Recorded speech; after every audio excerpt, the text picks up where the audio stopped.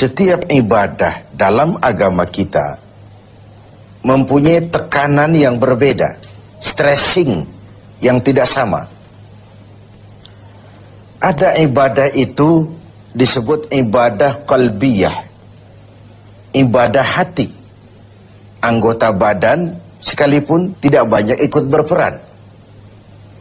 Orangnya bisa saja duduk di meja, sedang berada di kantor menghadapi tamu, tapi di hatinya Allah, Allah, Allah.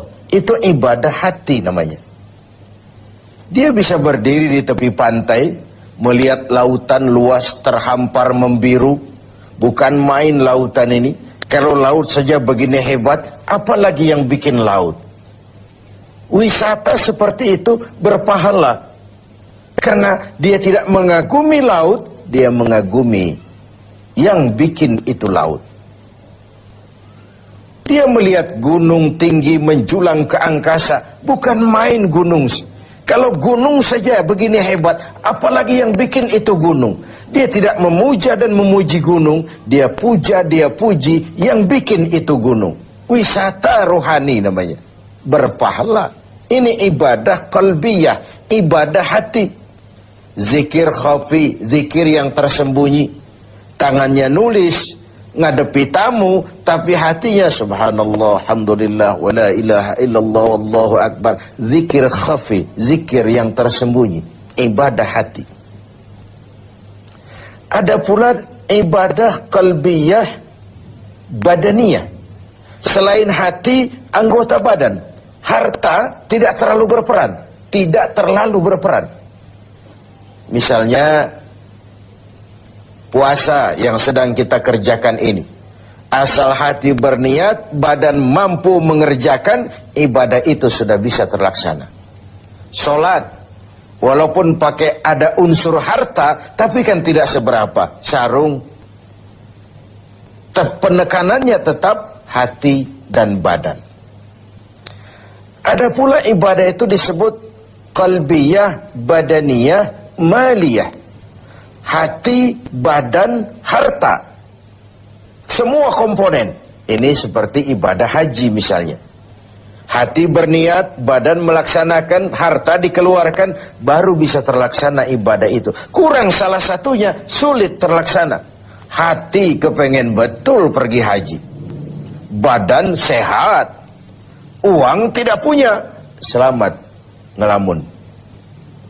Uang banyak, badan sehat, hati tidak kepengen. Oh, liburan akhir tahunnya sih New York, London, Paris, Rome.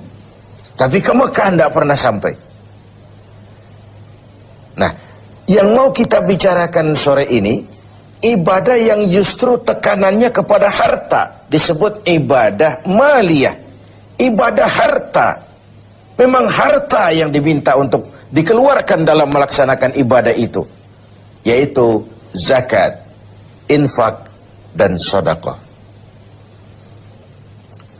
Kesenjangan yang alami adalah sunnatullah. Quran menjelaskan itu. Kami lebihkan rezeki sebagian kamu dari yang lain. Ada yang kaya, ada yang miskin. Ada yang alim, ada pula yang awam. Itu sunnatullah, itu natural of law. Kenapa kesenjangan kita permasalahkan? Karena kesenjangan yang terjadi, kesenjangan struktural. Kita juga menyadari bahwa pemerataan bukan menciptakan manusia Indonesia dengan standar ekonomi yang sama ala komunisme. Rumahnya sama semua, semua punya mobil, semua gajinya sekian. Tidak. Allah melebihkan rezeki sebagian kamu dari yang lain. Bukan persamaan model komunisme. Kesenjangan adalah sunnatullah. Allah lebihkan rezeki sebagian kamu dari yang lain. Pemerataan yang kita harapkan adalah terciptanya peluang dan kesempatan. Artinya kalau yang kaya bisa semakin kaya, kenapa yang miskin tidak bisa ikut naik jadi sedikit lebih maju? Yang sudah maju lebih maju lagi. Terbuka peluang untuk kesempatan adanya. Nah, untuk itu Islam memberikan tuntunan. Di dalam hartamu itu, walaupun dia hasil keringatmu, pergi pagi, pulang sore, peras keringat, banting tulang, bekerja, dengan segala kemampuan yang ada, di dalam hartamu itu, di sana ada hak yang lain. Ada hak bagi yang lain. Dan hak itu harus dikeluarkan. Dalam bentuk apa? Dalam bentuk zakat dengan hitungan yang tertentu untuk kelompok orang yang tertentu juga. Apa manfaatnya? Nabi bersabda, zakku amwalakum bizzakah. Bersihkan hartamu dengan zakat. Zakku amwalakum bizzakah. Bersihkan hartamu dengan zakat. Yang dimaksud di sini tentu kalau dalam harta yang kita cari itu bercampur dengan yang haram sedikit, ada yang tidak jelas sedikit, ada yang terkena syak, ragu-ragu sedikit, itu yang dibersihkan dengan zakat. Ada yang menggunakan dalil tadi secara salah. Kita korupsi saja, nanti kita zakatkan. Kan katanya Nabi, zakku amwalakum bizzakah. Bersihkan hartamu dengan zakat. Jadi kalau sudah kita zakatkan, bersih sudah. Itu kan politik money laundry. Dan itu tidak dikenal. Baju yang kita bersihkan itu, baju yang kena kotoran. Tapi kalau kotorannya sendiri, kan tidak bisa dibersihkan. Bagaimana mau mencuci najis? Yang dicuci, baju yang terkena najis. Najisnya sendiri, dicuci secara apapun, ya tetap najis namanya. Jadi tidak bisalah kita mengambil sesuatu dari yang haram, lalu kita zakatkan, lalu berdalih kepada ini sudah bersih karena sudah dizakatkan. Bukan itu.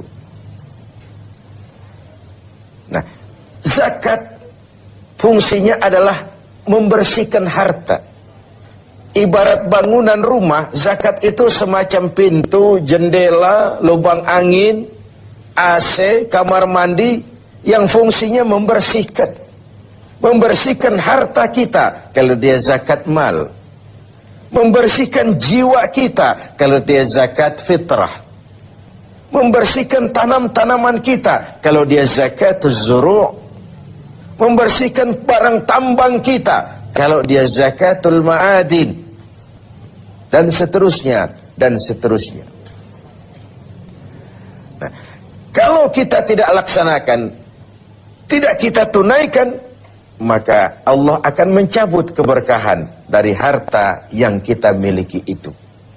Untuk zakat memang ada haul, ukuran waktunya, dan nisab, ukuran dari jumlah yang harus dikeluarkannya. Terikat dia oleh haul dan nisab.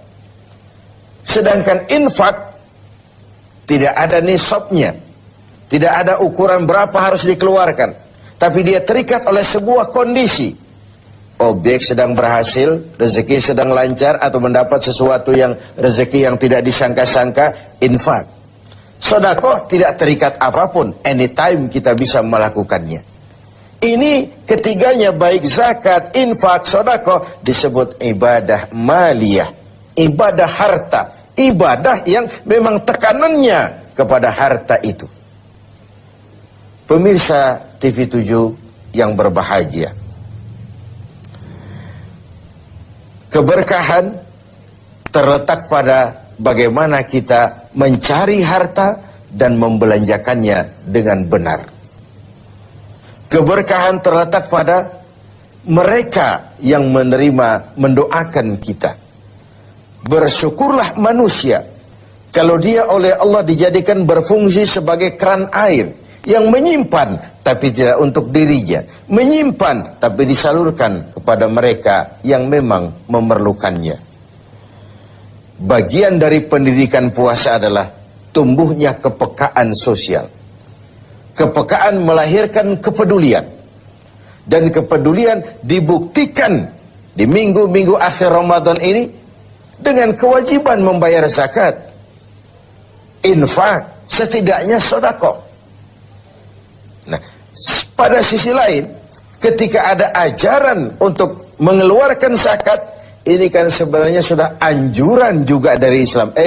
kau harus punya ekonomi yang kuat supaya kau bisa bayar zakat.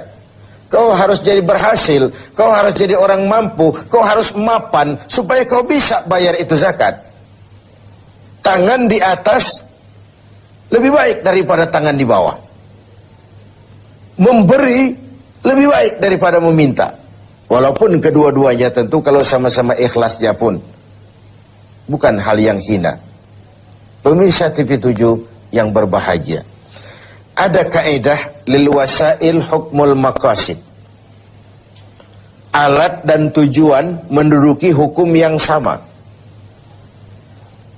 Kalau kita diperintahkan sholat dan menutup aurat lebih dahulu sebagai syarat sahnya sholat, kan kita disuruh sama dengan tidak langsung, kau harus punya industri tekstil supaya haji kau bisa ihram, supaya sholat kau bisa pakai sarung, kau harus punya industri tekstil.